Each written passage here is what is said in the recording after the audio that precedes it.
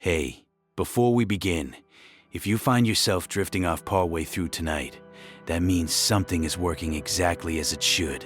Take a moment to like the video if this kind of calm, unhurried historical storytelling is your thing, and subscribe if you'd like more of it. Only if it genuinely feels right. Drop a comment and let us know where you heard about this video. A friend, a late-night search, a rabbit hole that brought you somewhere unexpected. We love knowing how people find their way here. Now, turn the lights down low, get comfortable, and let's go back. Not thousands of years this time, but only about 160, to a world that existed just far enough away to feel unimaginable, and just close enough to feel like it matters. Picture Pennsylvania in the summer of 1863. The fields are full and green, the kind of American summer that smells of cut grass and red clay and heat rising off the earth in slow waves. Farmhouses sit at the ends of long dirt lanes. Corn stands tall along the roadside. Everything looks ordinary, peaceful, exactly as it should. And then the wind shifts, and something else arrives.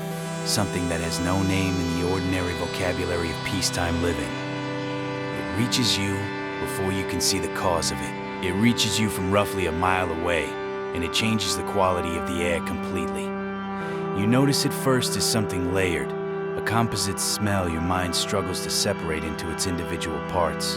There is the smell of wool that has been soaked through and dried and soaked through again, week after week, until the fabric itself has become a record of every mile it has traveled. There is the smell of old leather, cartridge boxes and belts and shoes, long past their useful life. The oil's broken down, the material beginning a slow return to earth. There is the smell of animals pushed past their limits, horses and mules that have been working in summer heat for days without rest.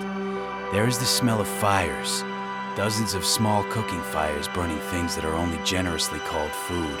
And underneath all of it, threaded through everything like a low note in a piece of music you can't quite identify, the smell of sickness, of latrines dug too shallow into soft ground, of men dying slowly in canvas hospital tents set back behind the trees. You can smell an army from a mile away, sometimes farther. When the wind is right, this is the story most histories skip over. Not the generals and their decisions, not the politics that ignited the war or the arguments about what it meant. This is the story of what it actually felt like to be there. To be one of the hundreds of thousands of ordinary men, farmers, clerks, tradesmen, fathers, who found themselves standing in fields they had never seen before, holding weapons they barely knew how to use, waiting for something they could not fully comprehend. Tonight, we are going to walk into that world together, slowly, carefully, with the kind of attention the men who lived it deserved, but rarely received. It is 1863, and you are 28 years old. You have a farm in Pennsylvania, a wife named Sarah, and 3 children, the youngest of whom was barely 2 when you left. You did not volunteer for this. The bailiff came to your door in the early morning, and he had a list, and your name was on it. Feudal obligation by another name. Military service owed to the government that governed you. You had crops that needed harvesting, a family that needed feeding, and none of that made any difference. The army needed bodies, and you were a body, so you went. They gave you a Springfield Model 1861, a muzzle-loading rifle musket, 9 pounds of wood and metal, with a 17-inch triangular bayonet attached to the front. You had practiced loading it until your hands could do it without your brain's involvement. Tear the paper cartridge with your teeth, pour the powder down the barrel, seat the bullet, ram it home, place the percussion cap on the nipple. 20 seconds on a good day, 30 on a bad one. You had fired at targets nailed to trees. You had hit them most of the time. What they had not given you was any realistic preparation for what was coming. The march began before dawn. The drums woke you, not gently, not quietly. The drums were not designed for gentleness. They were designed to move thousands of men at once, and they did it by being loud in a way that precluded thought and demanded only motion. You got up before the sun was fully risen. Your mouth tasted like copper and something rotting. your gums swollen and bleeding in a way that had been getting slowly worse for weeks, without a name you knew to give it. You ate a piece of hardtack softened in water from your canteen, chewing carefully because your teeth were not reliable. You gathered your things: rifle, cartridge box, canteen half full, a single blanket rolled and tied to your pack. That was everything you owned in the world, packed into what one man could carry. Around you, thousands of other men were doing the same thing. They moved in a slow, stiff way, like men much older than they were, their joints protesting every morning now, their bodies remembering injuries that had never fully healed. The original men of your regiment, the ones who had started this together, were mostly gone. Killed, wounded, invalided home, or deserted into the pre-dawn darkness between one camp and the next. The men marching with you now were a patchwork. Some veterans like yourself, some replacements barely old enough to shave, all of them wearing the same look that war gives to faces after long enough. Blank on the surface, something hollowed out behind the eyes. The rifle gained weight with every mile. 9 pounds does not sound like much. You have lifted fence posts heavier than 9 pounds. You have carried grain sacks that weigh 10 times that. But you have never carried anything for as long or as continuously as you carried this rifle. Across your shoulder, in the crook of your arm, hanging from one hand. Shifted and reshifted and shifted again as each position slowly became unbearable, and the next one offered only temporary relief. By midday, 9 pounds felt like 50. By late afternoon, it felt like the rifle had fused to your body, become an extension of you that you could neither put down nor fully hold up. You kept walking. Everyone kept walking.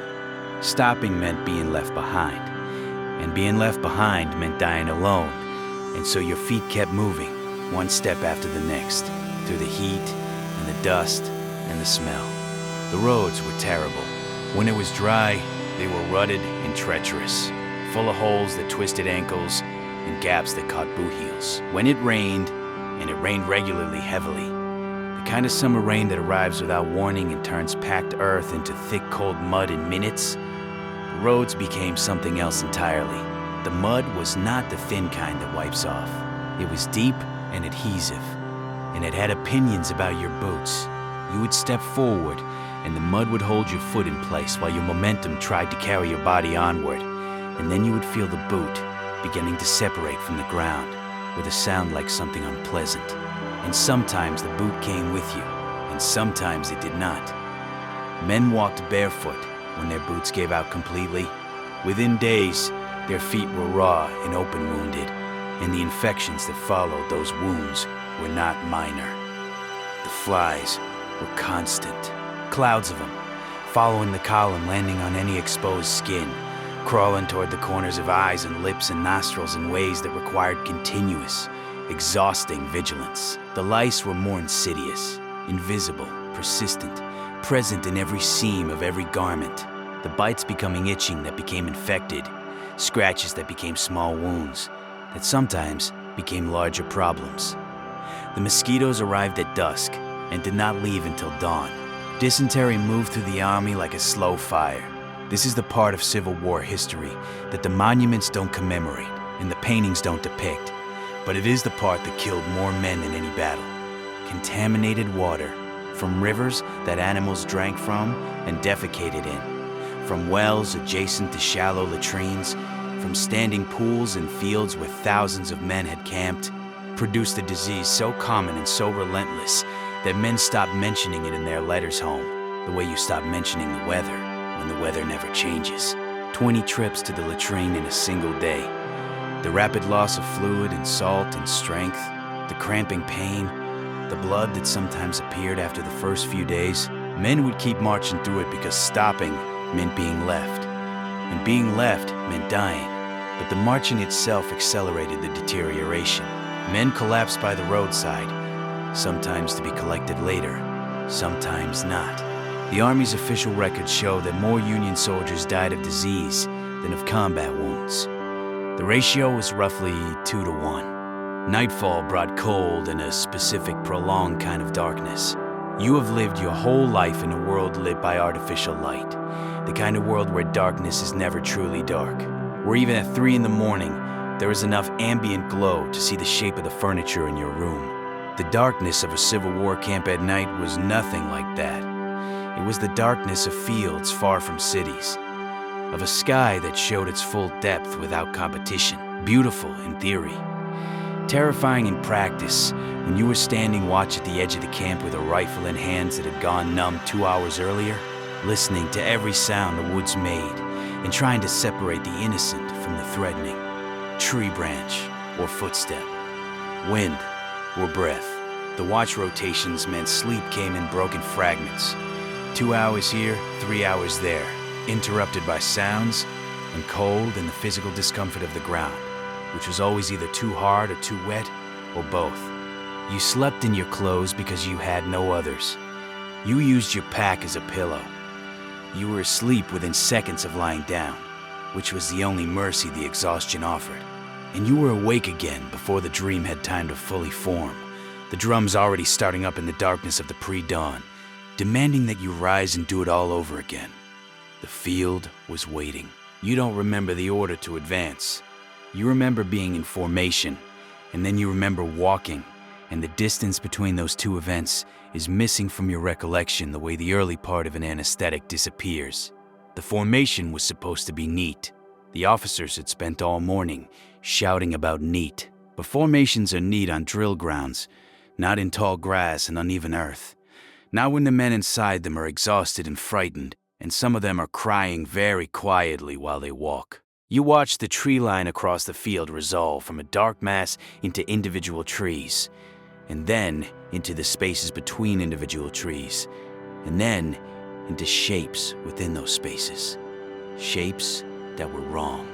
That did not belong to any forest. The shapes of rifles, the shapes of men holding rifles, waiting. At 300 yards, everything was still quiet. At 200 yards, the quiet had a different quality. Dense, pressurized. The kind of quiet that happens just before sound becomes too large to contain. At 100 yards, you could see their faces. They were scared. They looked exactly like you. And then the world came apart. The volley was not a sound. It was a physical event. Something that entered the chest and vibrated in the sternum, that erased individual hearing for several seconds and replaced it with a high, flat ringing. The smoke bloomed out from the tree line in a white wall, obscuring everything behind it. And through the smoke, through the ringing, through the thing your body had become in those seconds, something clenched and mechanical and separate from ordinary consciousness. Men were falling around you, not like in paintings. In paintings, men fall gracefully. They pivot slowly, they sink to their knees, they lower themselves with something like deliberation. What you saw was nothing like that. The man in front of you simply dropped, straight down, like a table with its legs removed. No sound, no gesture, just the vertical suddenly becoming the horizontal in a fraction of a second. Another man spun and kept walking for 3 steps before understanding what had happened to his shoulder. Another took a step forward and stopped and looked down at the spreading red stain on his uniform with an expression of simple, genuine surprise, as if he had been told something he had not expected to hear. And then he fell. You kept walking. Your body had made a decision that your mind was not fully party to. Load, fire. Load, fire. The sequence your hands had practiced hundreds of times now happened without consultation, without conscious direction. Your fingers finding the cartridge box, and the powder and the ball and the ramrod entirely on their own, while your eyes scanned the smoke for shapes, and your ears tried to reassemble a coherent picture of the world from the fragments. The ringing left behind. The smoke thickened. You were firing into white obscurity, pointing in a direction that felt right, which was all anyone around you was doing. 60 yards away could have been any distance. The world had contracted to the 6 feet of ground directly in front of you, and the machinery of reloading and firing that your hands performed in their own separate rhythm. And then, through the smoke, you heard the other sound. Not gunfire. Something older than gunfire. Something that would have been recognizable in any century, in any language, on any piece of contested ground, anywhere in human history. Thousands of voices, all screaming at once. They came out of the smoke like shapes emerging from fog, running, bayonets lowered, faces open and terrified and furious all at once. There was no time to reload. There was no time to think. There was only the mechanical fact of the bayonet at the end of your rifle, and the man running directly toward it. The impact was not like anything you had practiced on a target. The blade caught resistance, something dense, something that pushed back. And then it went in, and you felt it going in through the wood of the rifle stock. Felt the geometry of the encounter transmitted all the way up your arms, and the man's face was 6 inches from yours, close enough to see the exact color of his eyes and the individual hairs of a beard he had stopped shaving weeks ago. He grabbed the barrel, his hand slipped on it. He was screaming, or you were, or both of you were, the sound indistinguishable from everything else that was happening around you. You pulled the blade free. He fell. You did not watch him fall. There was no time to watch anything. The space around you had become a compression of bodies and sounds and impacts, none of which could be processed as individual events. You swung the rifle like a club. You fired again when your hands found a moment to load. You fell and got up. You stepped on things in the mud that you did not look at. Time had become a different substance, thick and uneven, expanding in some moments and compressing in others, bearing no relationship to the measured intervals of ordinary life. And then it was over. It ended the way it had begun, without a clean transition, without a moment you could point to and say, here is where the battle stopped. The noise diminished. The formations dissolved in both directions. Men were pulling back. You were pulling back. You walked backward, facing the tree line, rifle raised, step by step across the field that was now covered with shapes that had been standing men 20 minutes earlier. Some of the shapes were still moving. Most were not. You did not know whose bullets had done what. You did not know if the man you had stabbed had survived. The thought that he might have, that somewhere in a field hospital or on the ground behind those trees, a man was alive and in extraordinary pain and wondering, as the hours passed, if anyone would find him, was worse than the thought that he had not. You lay down in a field, a quarter-mile from where the fighting had been. Your hand was throbbing. 2 fingers bent at angles that were wrong. You had not noticed the injury happening. Your mind had simply filed it somewhere inaccessible during the time when inaccessibility was necessary. And now that the necessity had passed, the pain arrived all at once, fully formed, swollen already, the skin beginning to discolor. You tried to move the fingers, and the black spots that appeared in your vision were sufficient explanation for why you stopped. Around you, the wounded were calling out, not dramatically, not like in theater. They called out the way exhausted people ask for small, specific things. Water, help, a name, the word mother, repeated in a tone that had nothing childlike about it. It was simply the oldest word available to people reaching toward the idea of safety. The calls came from the field, from the ground between your position and the tree line. No one went out to them. The enemy was still in the woods. Anyone who walked out there would be shot, so the wounded lay where they had fallen. And the calls continued and grew quieter, and then there were fewer of them, and then there were fewer still. You lay on your back looking at the sky. It was a bright summer sky, the kind that would have been beautiful on any other day. The clouds were moving in a slow, indifferent way. They had nothing to say about what had just happened in the field below them. They were clouds. They moved because the wind moved them, and the wind did not know what day it was. And in this, the clouds and the wind were the luckier parties to the afternoon. You went to the hospital tent when someone came and pulled you to your feet. The surgeon examined your hand with the efficient, impersonal touch of a man who had examined 500 hands that week. Broken, he said. 2 fingers, maybe 3. Can you still hold a rifle? You said probably. He nodded. Then you're fine. Next. That was the full extent of your treatment. The bones would heal on their own, he said, or they wouldn't. Either way, you could still fight. The man behind you was already stepping forward, before you had fully understood that the interaction was complete. You walked out of the tent into the afternoon sun. Your hand was still broken. 3 days later, you tried to write a letter. You sat beneath a tree, away from the other men, with a piece of paper you had carried for weeks, waiting for a moment of privacy. You were right-handed. Your right hand was broken.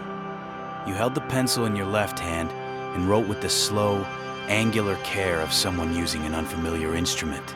The letters came out unsteady, the words crowding unevenly against each other, but they were legible. You began, "Dear Sarah," and then you stopped. What do you write after that? The events of the past 3 days existed in your memory as a series of physical sensations and images that had no language attached to them. The smell of the smoke, the weight of the rifle in hands that wouldn't stop shaking, the face of the man at the end of your bayonet. These were not things that had words. They were not things that could be put into a letter that would travel home and be read at a kitchen table, in a house where children were sleeping, by a woman who was already carrying more than she should have to carry alone. So you wrote what you could. "I am well. The weather is hot. We had a battle 3 days ago. I was not hurt badly, just my hand. It will heal. I miss you and the children. I think about home every day." You read what you had written. Every sentence was a lie, or something so partial that it functioned as a lie. You were not well. Your hand might not heal properly, and you had begun to suspect it would not. You did not think about home every day. You thought about it every minute, in the way the prisoners think about freedom, obsessively, painfully, with a specificity that sometimes felt like it was the only thing holding you together, and sometimes felt like the thing most likely to break you. You wrote, "I love you. Tell the children I love them. I will come home when I can." You signed your name. You folded the paper. You gave it to a man who said he could get it to a mail wagon. You went back to your place in the camp and lay down on the ground and looked at the sky until it got dark enough that looking at the sky no longer told you anything. The hand became infected. You noticed the redness first, the heat when you pressed the back of your good hand against the skin above the break. Then the smell, different from the other smells you had by now become accustomed to. Something specifically biological and wrong. Infection. You knew what infection meant. You had watched what infection did to men who had been stronger and luckier than you. You went back to the surgeon. He looked at the hand. He looked at you.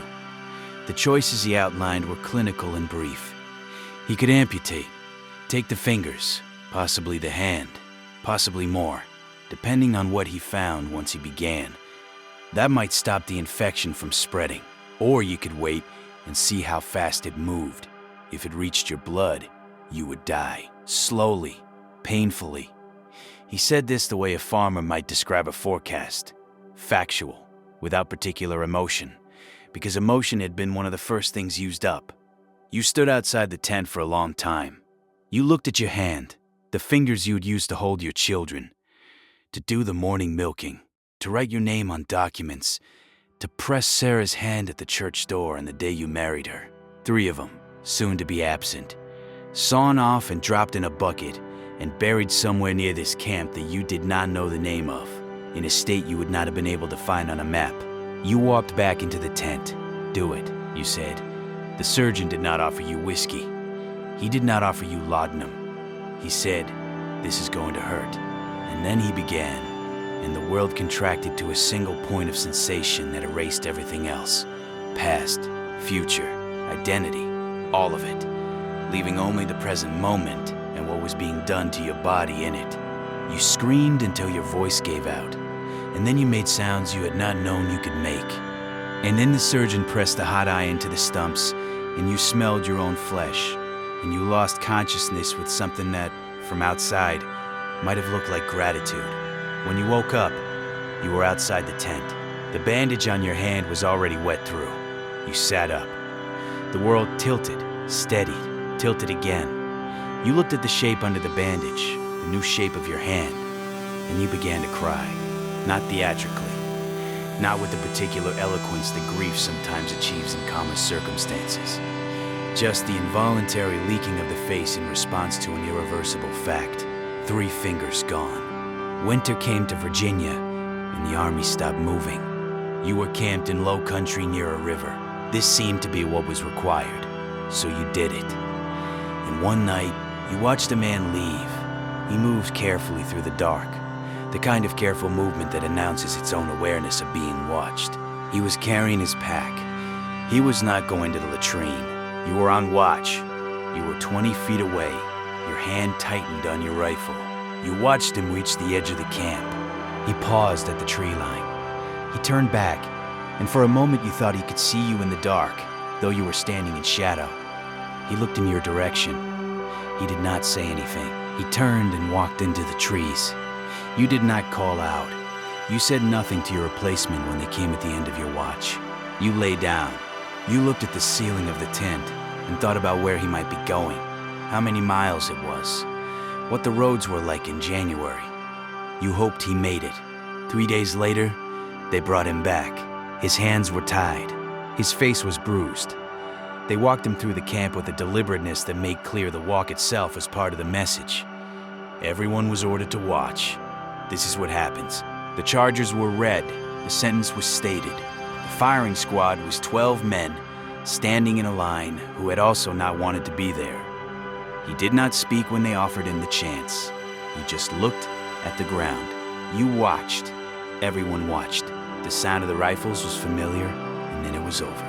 And the camp went back to doing what camps do. And no one talked about what had just happened. And in the silence was everything that needed to be said. The smell arrived 2 weeks after the battle. The dead hadn't all been buried. There were simply too many of them and too few men and hours to close the ground over all of them before the July heat began its work. The burial details had done what they could, working in the smoke and the heat, digging in ground made difficult by the summer dryness, overing what could be covered, but hundreds had been left. And now, 2 weeks on, in the sustained heat of a Pennsylvania summer, those hundreds were becoming something else. The smell is not something that can be described in a way that communicates it accurately. Language does not have adequate tools for this. It was sweet in a way that sweetness was never meant to be. It was thick, the way certain fogs are thick. You breathed it, and it coated the back of your throat. And then you could taste it, and the taste persisted for hours regardless of what you ate or drank. Cloth wrapped around the face was useless. Tobacco, which some men chewed constantly, trying to overpower it, was useless. You simply breathed it. Your body adapted to the extent that you stopped registering it as a foreground sensation. But it was always there. The way a sound that is always present eventually becomes invisible to the ear, while still doing whatever damage it does. The animals had found the field, crows and vultures by day, moving in their particular slow, businesslike way across the ground, landing and rising and landing again. Dogs at night, or what sounded like dogs. You heard them from your position in the camp. The sounds of animals disputing possession of something. You did not go to look. Nobody went to look. You lay in whatever sleeping position you had managed to achieve, and listened to the sounds from the field, and thought about the man you had grown up with who had died 3 weeks earlier, and whose grave you did not know the location of, and whether anyone would know to write to his mother, and whether his mother was still alive to receive the letter. The army stayed in this position for 3 weeks. No one knew why. Orders hadn't come. Supplies hadn't arrived. The army waited, as armies do, in proximity to the evidence of what it had recently done. And the evidence decayed at the pace that July demanded. And the men lived inside the smell and did not complain about it, because complaining would have required believing that the situation was in some way unusual. On the day the army finally moved, you had been there long enough that the first mile away from the camp smelled strange. Empty, like something missing.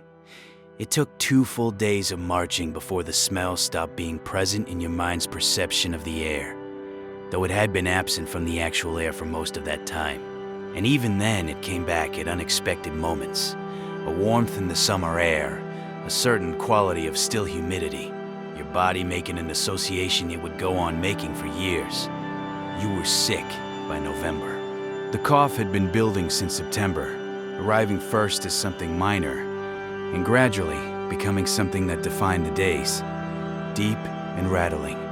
producing material from deep in your chest that you tried not to examine. You were coughing up blood by October, only occasionally at first, then more. You had a fever that came and went, highest in the evenings, leaving you soaked through with sweat in the night and waking to cold, damp clothes in the mornings that you wore regardless. You did not go to the hospital. You had seen the hospital at its capacity, the rows of men on cots, and on the floor between cots, the surgeons moving through with the efficient distraction of people who have more to do than time allows. The particular silence of men who have moved past the stage of pain that produces sound and into the stage that produces only quiet. You had seen the pile behind the hospital tent, covered with canvas, the shape under the canvas suggesting its contents. You had seen men go in who didn't come out, so you stayed in your hut. You wrapped your blanket around your shoulders, you held your tin cup near the fire until the metal was warm enough to press to your chest. You coughed, you slept when you could, and kept watch when you couldn't. You were not the only one doing this. Half the men in the camp were doing some version of the same calculation. Sick enough to need care, not sick enough to risk the hospital, somewhere in between, and trying to stay there. The letter from Sarah finally arrived in December. You had stopped going to mail call months earlier, unable to stand the particular quality of hope that preceded the reading of names, and was not answered by your own. You had made yourself believe, with the cold practicality that long disappointment produces, that the letter would not come, that you should stop expecting it, that whatever the silence meant, it probably meant something you didn't want to know.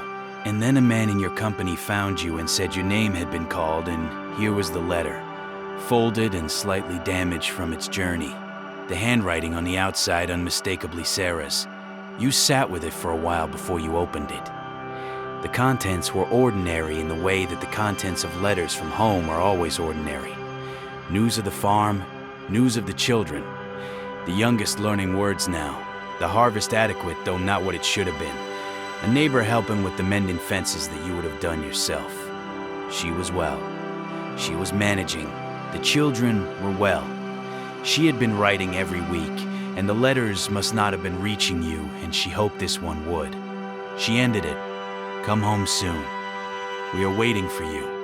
You read the letter 4 times, then you folded it and put it in the pocket nearest your chest and left it there, where it remained for the rest of the winter. Pulled out occasionally in the dark hours when the cough kept you from sleeping, and the cold had a particular quality that made distance feel less survivable than it actually was. You pressed your hand over the pocket. The paper made a faint sound under your palm. Come home soon. We are waiting for you. You kept that. The end came without announcement. You were marching, not toward anything specific, just marching the way you had been marching for years now, in the direction the officers pointed, when the rumor reached you, moving through the column from man to man, each repetition making it feel slightly more real. Lee surrendered. The war is over. You stopped walking. The men around you were stopping too, or some were, while others kept moving out of momentum or disbelief, or the simple inability to recalibrate after years in which stopping had not been an option. You stood in the road in the April light and tried to understand what the words meant. The war is over. You're going home. You felt nothing. This surprised you. You had thought about this moment, had rehearsed it in imagination during the long nights, had given it a shape and a warmth, had believed it would feel like being handed something back that had been taken from you. It did not feel like that. It felt like the end of weather. A pressure that had been constant for so long you had forgotten it was pressure finally releasing, leaving behind not relief but simply absence, a vacancy in the space where something enormous had been. You were given a piece of paper that said you had served honorably. You were given nothing else. You started walking home. It took weeks. You walked through Virginia and Maryland and Pennsylvania, sleeping by the roadside, eating what you could find, or beg at farmhouse doors. Your hands still wrapped where it had healed badly, the remaining fingers stiff in cold mornings. The roads were full of other men doing the same thing, walking home from wherever the war had left them, each of them carrying whatever the war had made of them.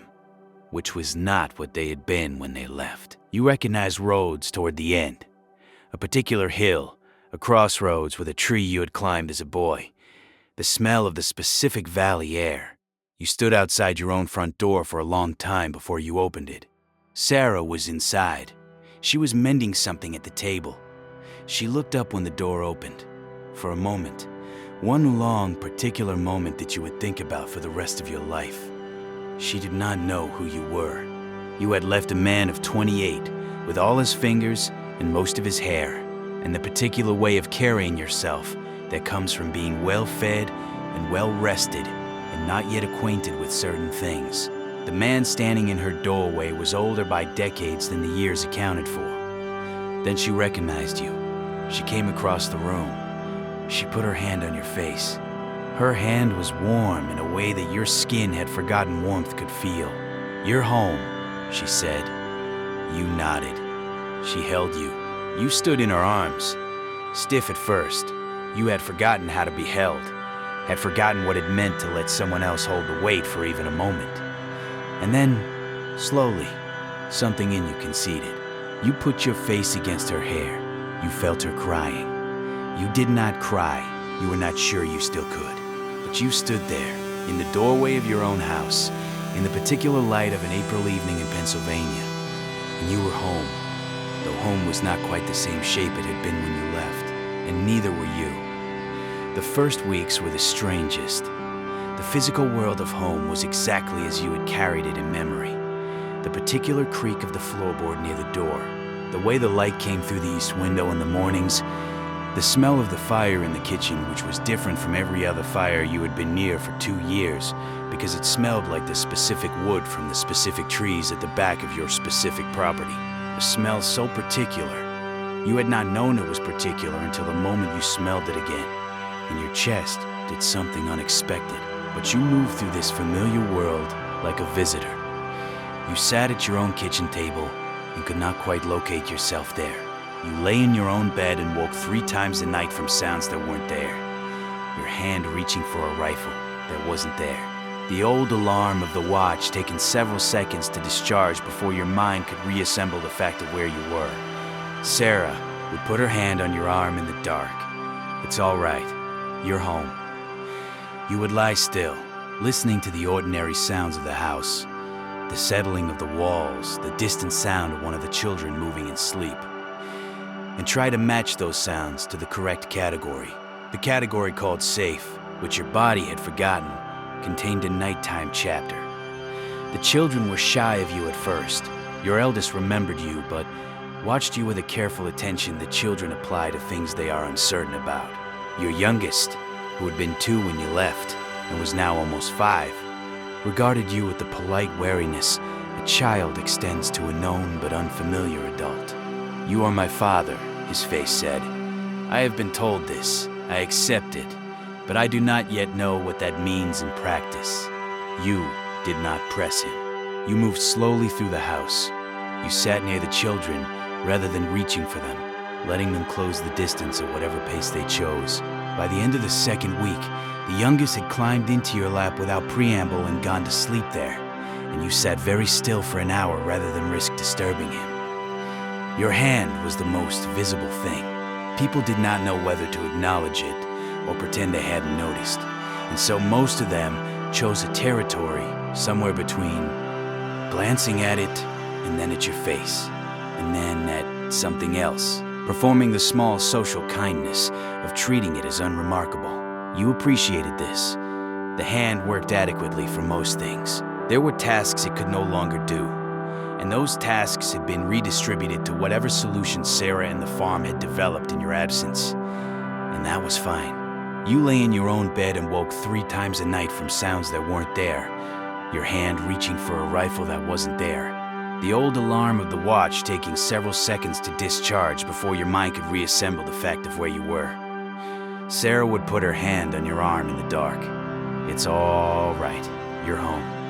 You would lie still, listening to the ordinary sounds of the house, the settling of the walls, the distant sound of one of the children moving in sleep, and try to match those sounds to the correct category, the category called safe. which your body had forgotten contained a nighttime chapter. The children were shy of you at first. Your eldest remembered you but watched you with the careful attention that children apply to things they are uncertain about. Your youngest, who had been 2 when you left and was now almost 5, regarded you with the polite wariness a child extends to a known but unfamiliar adult. "You are my father." His face said, "I have been told this, I accept it, but I do not yet know what that means in practice." You did not press him. You moved slowly through the house. You sat near the children rather than reaching for them, letting them close the distance at whatever pace they chose. By the end of the second week, the youngest had climbed into your lap without preamble and gone to sleep there, and you sat very still for an hour rather than risk disturbing him. Your hand was the most visible thing. People did not know whether to acknowledge it or pretend they hadn't noticed, and so most of them chose a territory somewhere between, glancing at it and then at your face and then at something else, performing the small social kindness of treating it as unremarkable. You appreciated this. The hand worked adequately for most things. There were tasks it could no longer do, and those tasks had been redistributed to whatever solutions Sarah and the farm had developed in your absence, and that was fine. The farm had survived. The family had survived. You had survived. This was the fact you returned to in the dark hours, when the sounds of the sleeping house were all around you and sleep had moved off to a distance. You had survived. 600,000 men had not. Men you had known. Men whose names you would not entirely remember in 10 years. Men whose faces you would never stop remembering even when their names were gone. Men who had been standing within arm's reach of you at various points in various fields, and who had simply been in a slightly different position in the geometry of a moment. And so we're not here, and you were. There was no justice in this distribution. There was no logic. There was only the fact of it which you would carry in the specific way you had learned to carry the rifle. Constantly, at a weight that became familiar, that became the ordinary condition of moving through the world. You did not talk about the war. Not to Sarah, not to your neighbors, not to the men who had also come back, and who sometimes gathered at the general store, and sat in the particular silence of people who share a knowledge they cannot share. You talked around it. You allowed the newspaper's version to stand, the version with the generals and the strategies and the turning points, without adding anything to it, without correcting it, without saying, "That is not what it was. That is not what it smelled like. That is not what it felt like to stand in a field in July and watch men fall in the particular way that men fall when a volley finds them." You let it stand. You went on. You planted the next spring. You harvested the next fall. The years move forward in the way that years do when people put their heads down and attend to what is in front of them. And gradually, the distance between the present and 1863 grew larger, and the wait became more familiar, and the night waking became less frequent. And the youngest child stopped being shy of you and became simply yours, and the eldest grew taller than you expected. And Sarah put her hand in yours one evening on the porch, and you both watched the light go out of the sky over the fields you had come back to. And it was, by any reasonable measure, a good life. It was a good life. You had been given it back, in pieces, over time, through the ordinary accumulation of mornings.